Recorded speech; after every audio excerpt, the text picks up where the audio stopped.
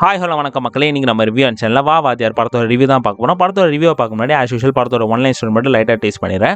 So இந்த படத்தில் வந்துட்டு எம்ஜிஆர் படங்கள் எல்லாத்தையும் பார்த்துட்டு நம்ம ராஜ்கிரண் வந்து மிகப்பெரிய ஒரு ரசிகராக இருக்கார். ஸோ ஒரு கட்டத்துக்கு மேலே வந்துட்டு எம்ஜிஆர் வந்து இறந்து போயிடுறாரு. ஸோ அந்த நாள்லேயே வந்துட்டு ராஜ்கிரனுக்கு வந்து ஒரு பேர குழந்தை வந்து பிறக்குது.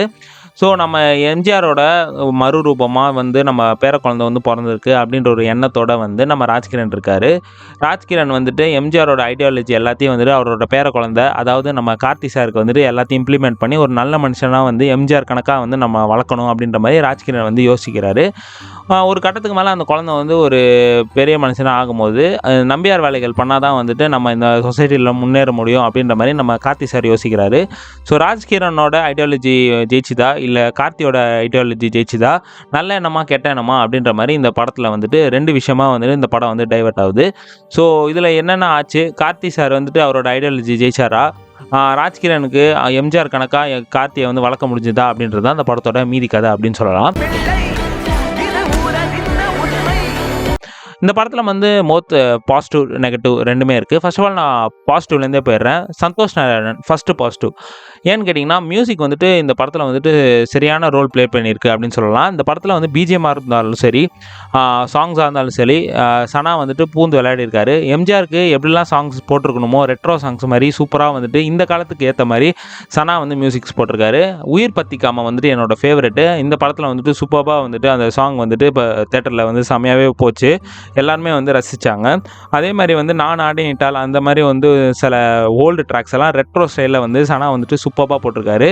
சரியான பிஜிஎம், சனா பற்றி சொல்லவே தேவையில்ல, மியூசிக்கில் வந்து பூந்து விளையாடிருக்காரு. ஸோ மிகப்பெரிய பாசிட்டிவ் வந்து நான் சந்தோஷ் நாராயணன் அப்படின்னு சொல்லலாம். செகண்ட் பாசிட்டிவ் அப்படின்னு பார்த்தீங்கன்னா இந்த படத்தில் நடித்த நம்ம கதாநாயகன் கார்த்தி தான். சூப்பராக வந்துட்டு ரோல் ப்ளே பண்ணியிருக்காரு. எம்ஜிஆராக நடிக்கணும்னா அது ரொம்பவே கஷ்டமான விஷயம். அதை வந்துட்டு செமையாக பண்ணியிருக்காரு, செமையாக புல் ஆஃப் பண்ணியிருக்காரு. ரொம்ப ஈஸியாகவே வந்துட்டு எம்ஜிஆர் மாதிரி வந்துட்டு நடிச்சிட்டு போயிடுறாரு.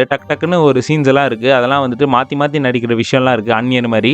ஸோ அதெல்லாம் வந்துட்டு இந்த படத்தில் வந்துட்டு செம்மையாகவே ரோல் ப்ளே பண்ணியிருக்காரு. கதையே நகரலனா கூட பரவாயில்ல, கார்த்தியோட ஆக்டிங்கை பார்க்கலாம் அப்படின்ற மாதிரி ஒரு விஷயங்கள்லாம் இருக்குது. ஸோ கண்டிப்பாக வந்துட்டு கார்த்தி வந்து ஒரு மிகப்பெரிய பாசிட்டிவ். சூப்பராக எந்த கேரக்டர் கொடுத்தாலும் நடிக்கலாம் அப்படின்ற ஒரு நடிகரில் கார்த்தியும் வந்து ஒரு இடம் பெற்றிருக்காரு. ஸோ அவரோட ஆக்டிங் வந்து இந்த படத்தில் வந்து சூப்பராக அவுட்ஸ்டாண்டிங்காகவே தெரியுது.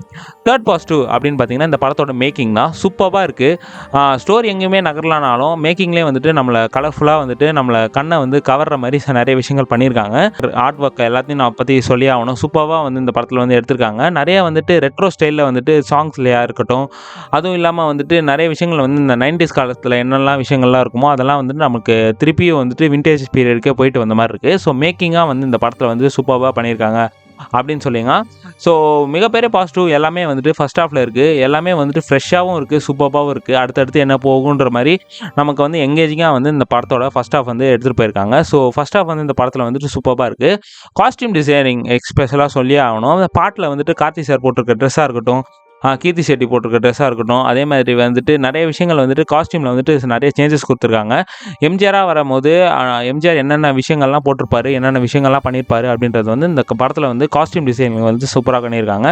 கோரியோகிராஃபி வந்து நம்ம சாண்டி பண்ணியிருக்காரு. சூப்பரான ஒரு டான்ஸ் ஸ்டெப்ஸாக இருக்கட்டும், எல்லாமே ஈஸியாக ஆடுற மாதிரி இருக்குது, ஆனால் வந்துட்டு டிஃபிகல்ட்டாக வந்து நம்ம பார்க்கும்போது தெரியுது. ஸோ அந்த மாதிரி வந்துட்டு கோரியோகிராஃபி இருக்கட்டும், ஆர்ட் ஒர்க்காக இருக்கட்டும், அதுக்கப்புறம் வந்துட்டு மியூசிக்காக இருக்கட்டும், எல்லாமே மேக்கிங்கில் வந்துட்டு இந்த படத்தை வந்து குறைய சொல்ல முடியாது, சூப்பராக இருக்குது. ஸோ இதெல்லாம் தான் இந்த படத்தோட மிகப்பெரிய பாசிட்டிவ் அப்படின்னு சொல்லலாம்.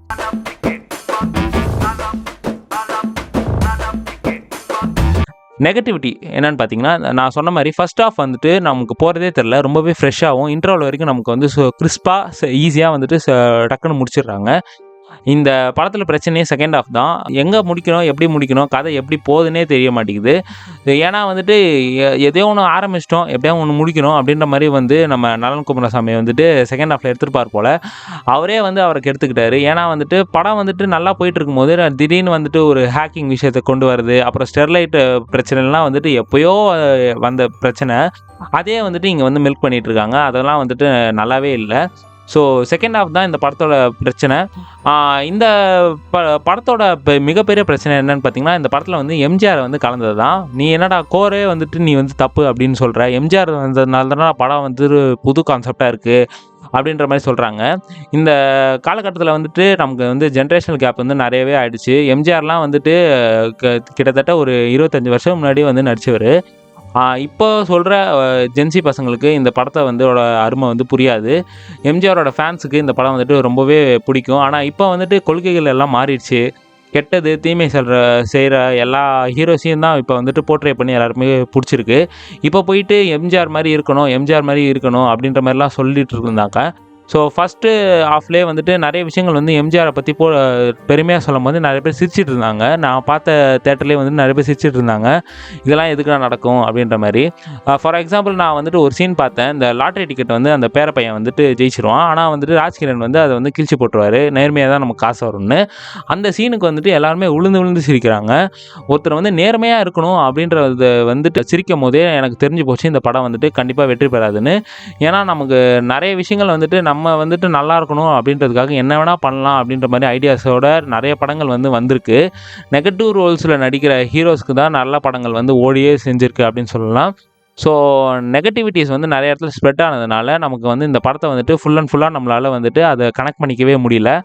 எமோஷ்னல் வைஸாக வந்துட்டு நிறைய விஷயங்கள் வந்துட்டு இந்த படத்தில் வந்துட்டு காட்டவே இல்லை.